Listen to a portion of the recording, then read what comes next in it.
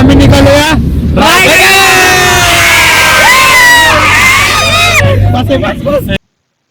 दहावीतल्या गँगचं नियोजन झालं, जायचं रायगडाला. सकाळपारी उठलून सार्थकच्या घरी जाऊन गाडीचं पूजन केलं आणि निघालो रायगडलाच.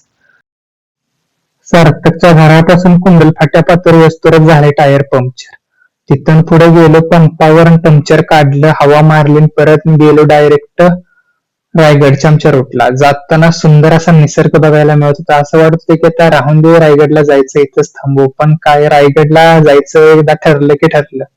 मग काय, जाताना सह्याद्रीच्या पर्वत आमचा ड्रायव्हर गोरे पण खूप शार्प, एकदम मस्त अशी सुंदर अशी ड्रायव्हिंग करत घेऊन गेला की आम्हाला. जाताना सुंदर असे धबधबे होते घाटातने, तिथे आमचा स्टॉप झाला. खूप तिथे सुद्धा फोटोशूट वगैरे खूप एन्जॉय केले. तिथून पुढे म्हणलं जायचं, तर पोरांनी जरा रील्स बिल्स काढून घेतल्या. त्यांना रील, आजकाल रील शिवाय काय जमतं का, तुम्हाला पण माहितच आहे. रील्स काढता काढता काढता जरा डान्स विन्स करून एन्जॉय केला. तर मी पण एक रील्स काढली अशी बघा. परत मग सार्थकला म्हणलं एक आपला व्हिडिओ करा. मग सार्थकनं आपल्या ग्रुपचा एक व्हिडिओ केला.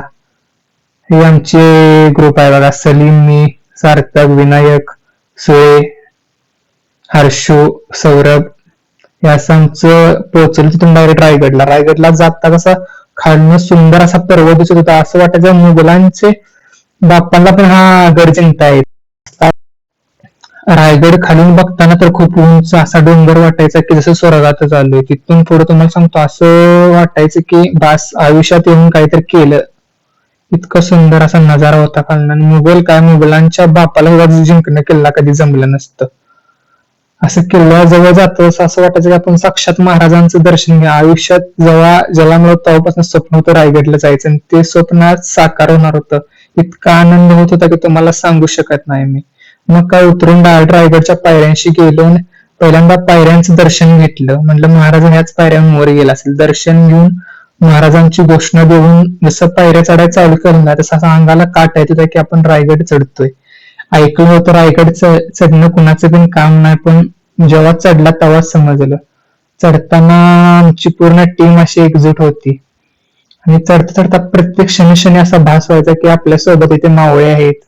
असं की तुम्हाला मी ते सांगू शकत नाही, तसं असं एकदम फील होत होतं आम्हाला. आम्ही असे हळूहळू वर जायचं, असा उत्कृष्ट असा डोंगर की शब्दच माझे कमी पडायला असला डोंगर होता. तिथून असा नजारा वरनं बघितलं की वाटायचं मुघल काय, मुघलांचा बाप सुद्धा कधी किल्ल्याच्या पायरीशी सुद्धा लागू शकत नाही. किल्ला जिंकणं तर खूप लांबच असं. आणि आम्ही गेलो तशी गर्दी पण खूप होती. हा असं सिनेमॅटिक जरा 1-2 शॉट घेतले, ते तुम्हाला व्हिडिओच्या एंडला दाखवतो मी. गेलो इथे जरा, तर विनायक, सलीम, हर्षवर्धन हे सगळेच होते.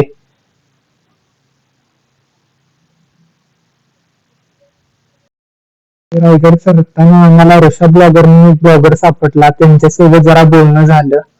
त्यांचे आता बरेच फॉलोअर्स आहेत आणि फेमस पण आहेत ते खूप. त्यांच्या रायगड चढून वर गेलं तसं हनुमान मंदिराचं दर्शन घेतलं.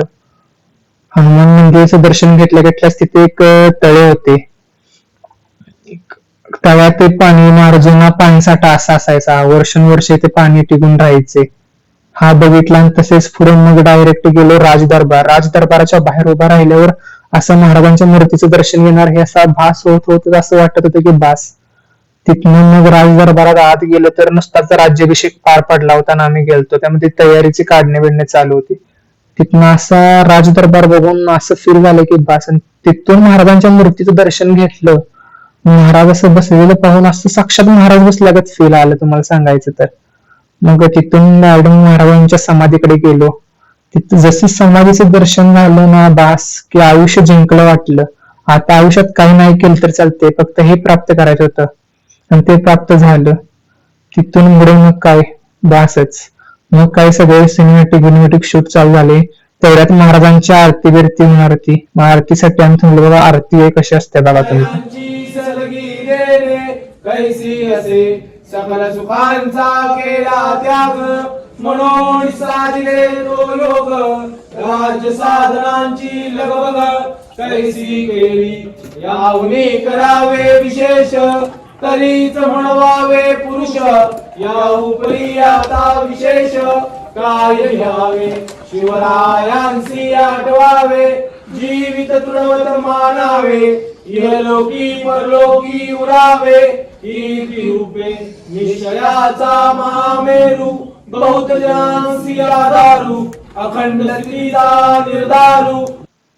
तर आरती झाल्यानंतर आम्ही तो दर्शन घेतलं. गर्दी खूप होती, पण असं तिथे वाटलं की बास आयुष्यात सगळं काही प्राप्त केलं. इथे 1 तास 2 तास तसंच महाराजांच्या सहवासात बसून राहिलो. सर्व 10वीतले जुने मित्र. आमचं एक स्वप्न होतं की सर्वांनी सोबत रायगडला जायचं आणि ते आज पूर्ण झालं. की खूप सुंदर वातावरण होतं आणि असं मनाला शांती, वेगळी शांती भेटायची की जसं की आपण स्वर्गात आलोय. स्वर्ग सुद्धा फिका पडत होता तिथे. मग तिथे जरा जाऊन जगदीश्वराचे दर्शन घेतले. जगदीश्वराचे दर्शन घेऊन झाल्यावर मग तिथे आम्ही भोजनाला बसलो. रायगड जगदीश्वराच्या मंदिरा शेजारी भोजन करत होतो.